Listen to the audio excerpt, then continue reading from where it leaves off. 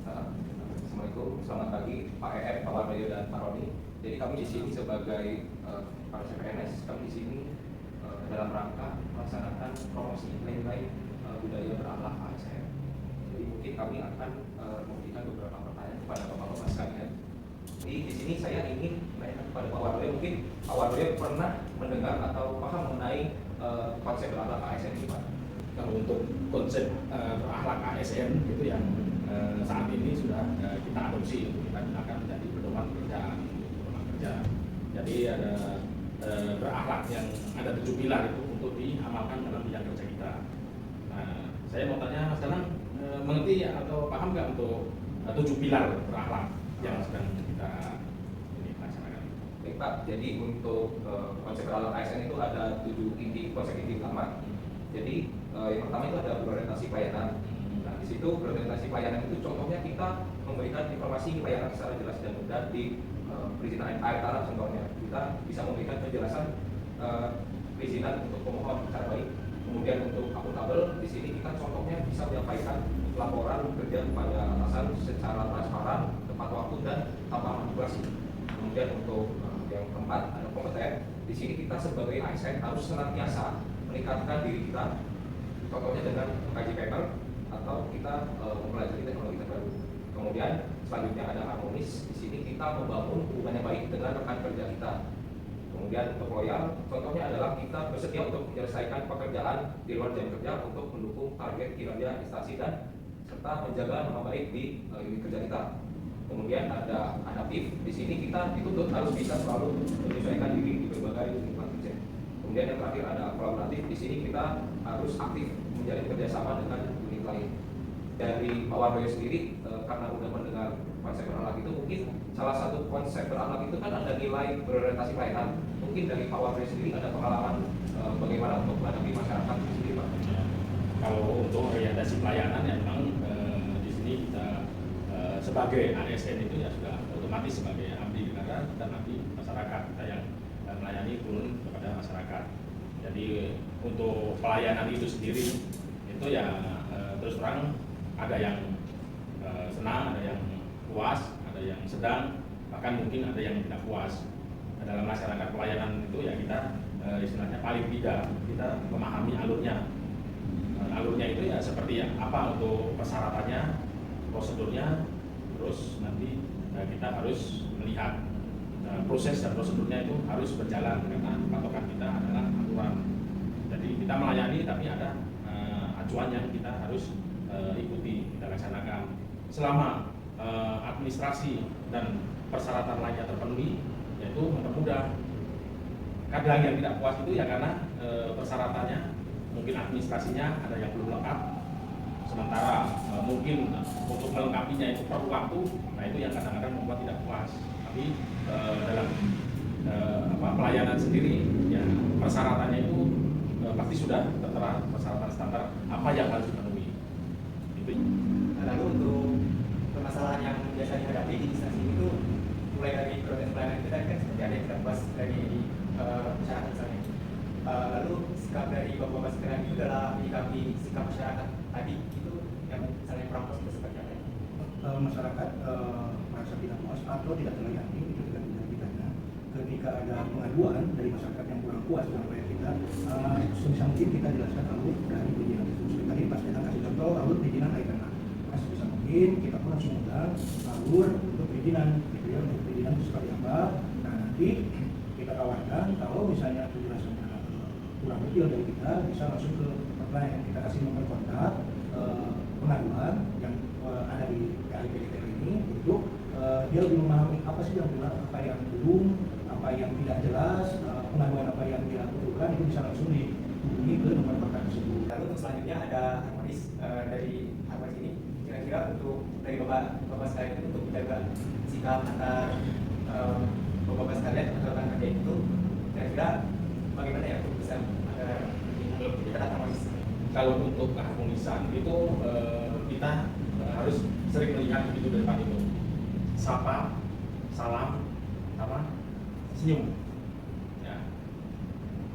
Selama ini yang kita lakukan, ya senior itu sudah kompak. Yang baru datang ini saya masih kita lihat-lihat. karena itu sudah menjadi banyak sorotan. Jadi itu harus diterapkan, senyum, sapa, salam. Nah, kalian bertiga ini harus menjadi contoh, harus menularkan ke teman-teman yang lain yang mungkin ada yang memandang robot lipat. Jadi supaya itu tidak terjadi, karena ini untuk menjaga keharmonisan kita. Lalu untuk instansi sistem kerja yang misalnya itu sudah menerapkan APEX itu kira-kira apa?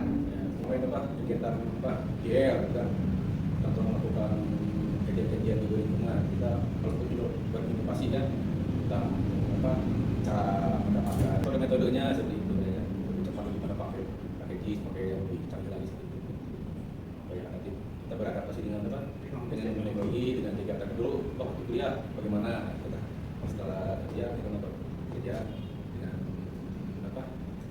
berinovasi yang lebih bagus lagi. Jadi adaptif itu di sini kita harus adaptif itu ya terhadap lingkungan, terhadap pola kerja, terhadap ilmu pengetahuan sama teknologi yang adaptif untuk menyesuaikan diri maksudnya gitu dengan perkembangan yang ada. Jadi kita kan yang namanya aturan itu kan dinamis. Aturan itu kan selalu ada perubahan-perubahan. Nah itu yang kita laksanakan, termasuk juga pola kerja, cara kerja, termasuk juga perkembangan teknologi yang selalu cepat sekali berkembang. Itulah bagaimana kita untuk dapat menyesuaikan diri. Ya, berapa di dalam kompetensi terkait ini? Misal apa di lingkungan kerja Bapak ada semacam pelatihan gitu tentang kompetensi bawahnya atau ada penerapan yang terkait kompetensi? Nah ini yang paling utama itu adalah pengembangan diri kalian. Karena pengembangan diri kalian itu nanti menuju ke minat dan bakat. Nah minat dan bakat itu ya nanti tinggal pilih. Saya minat untuk misalnya pemintaan ARJIS, ya bisa lah itu diklat ARJIS. Kalau saya minat untuk geolistrik dan sebagainya, itu nanti bisa. Dan untuk diklat itu kan tersedia, kita bebas memilih. Kita bebas memilih untuk ikut diklat. Tapi yang paling utama itu ya mencari sesuai dengan kemampuan dan minat kita. Itu yang perlu diterapkan gitu. Jangan sampai kita diklat tapi tidak minat dengan ilmunya. Yang terlarang.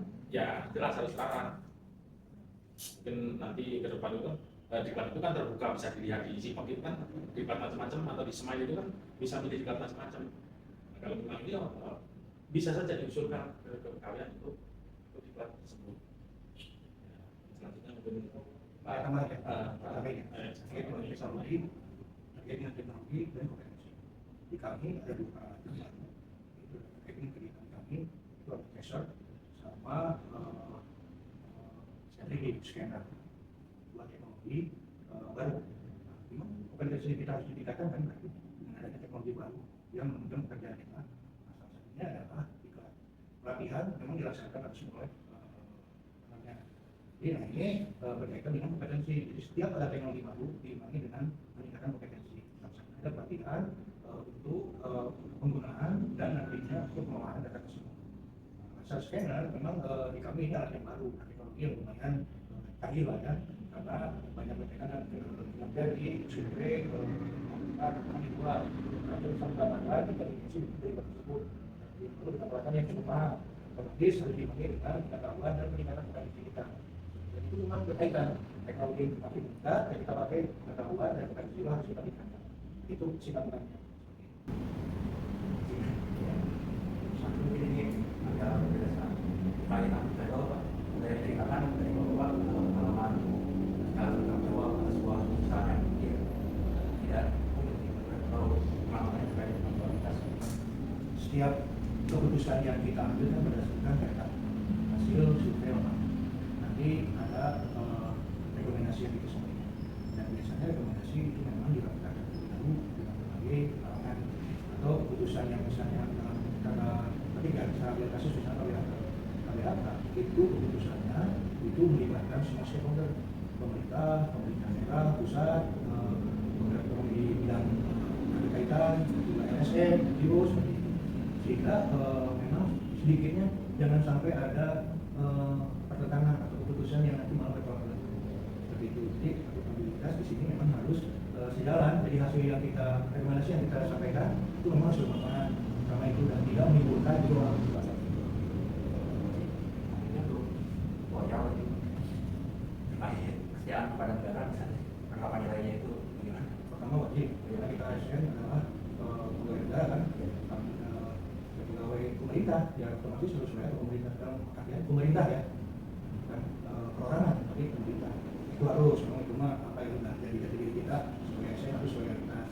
Terus misalnya tadi apa penerimaannya itu kerja sampai malam gitu ya, tapi tadi penjelasan seperti itu.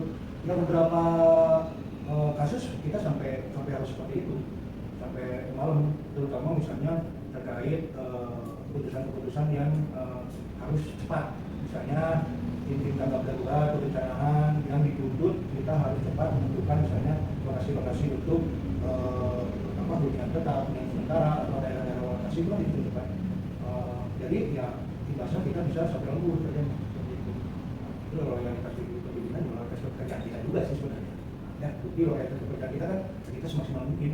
Kalau misalnya hasilnya memang ditunggu oleh institusi lain, instansi lain, kayak nunggu gitu kan, BPPD nunggu keputusan dari kita, ya mau kita harus ya loyalitas pekerjaan kita dimaksimalkan. Ini terakhir punya ada kolaboratif, boleh kita ke pengalaman kolaborasi dengan lain atau ya, pertama kerja kita di tempat kerja kita ada kerja tim, itu udah pasti harus ya kerja tim di lingkungan sendiri, karena kita kalau juga itu kerja tim. Kedua, kita kerja dengan kita itu sering, dan memang kita harus punya tim terpadu. Seperti tim terpadu itu mungkin kolaborasi dengan berbagai instansi, berbagai unit di lingkungan kita, berbagai unit juga kita pernah kerjasama dengan program PSD itu juga tergabung di tingkat berbagai seperti itu. Itu memang harus dengan instansi lain pun yang lebih besar, BPPD, misalnya dengan Kementerian PU, itu juga sering. Itu memang salah satu poin di kolaborasi itu ya memang kita sering masyarakat. kalau ada permasalahan itu kan saya terlalu pendapatnya beda. Nah kita didapatkan Musyawarahkan. musyawarah sampai dapat solusi, rekomendasi yang saling melengkapi semuanya. Jadi dalam rangka kerjasama itu kita sebagai instansi teknis ya, biasanya kalau sudah menjadi pekerjaan kita di instansi teknis, yaitu kadang-kadang dasar dari untuk teoritisnya itu sudah berkurang. Nah, makanya kita harus kerjasama dengan universitas, misalnya dengan ITB, UNPAD, UPN, terus UGM dan sebagainya. Itu dalam rangka mensinkronkan, karena bagaimanapun landasan teori itu menjadi landasan dasar dalam suatu kegiatan, terutama untuk pembuatan laporan. Kita sebagai orang teknis kadang-kadang kalau sudah terbiasa di lapangan, ya penerapannya itu jadi lebih praktis. Padahal kajian-kajian itu kajian teoritis harus tetap meningkat. Nah itulah pentingnya kita selalu untuk kerjasama dengan pihak lain. Ya, promosi dari kami mengenai konsep aman. Terima kasih banyak untuk Bapak-Bapak atas insight serta tips-tips yang bisa kami terapkan untuk kehidupan jadi ASN. Sama-sama. Saya akhirnya Assalamualaikum warahmatullahi wabarakatuh. Waalaikumsalam warahmatullahi wabarakatuh. Nilai dasar ASN yaitu berakhlak telah dimengerti dan diterapkan oleh para ASN di lingkungan Kementerian ESDM, terutama di PATGTL Badan Geologi. Contohnya, dalam penerapan nilai berorientasi pelayanan seperti sudah memberikan pelayanan terbaik kepada masyarakat meskipun feedback dari masyarakat bermacam-macam. Ada yang puas, ada yang tidak puas. Ketika menyikapi masyarakat yang tidak puas atas pelayanan yang diberikan, para ASN akan menjelaskan kembali secara baik kepada masyarakat mengenai alur kerja, seperti alur perizinan, baik melalui hotline maupun langsung kepada masyarakat. Contoh lainnya, yaitu sikap akuntabel yang ditunjukkan dengan mengambil keputusan sesuai data yang ada, serta bertanggung jawab atas keputusan yang diambil. Dari hasil wawancara dapat kami simpulkan bahwa penerapan nilai berakhlak sudah diaplikasikan secara efektif oleh para ASN. Namun, kami juga ingin memberikan saran tambahan agar penerapannya dapat dilakukan secara terus-menerus dengan saling mengingatkan kepada rekan kerja, khususnya ASN, mengenai nilai tersebut.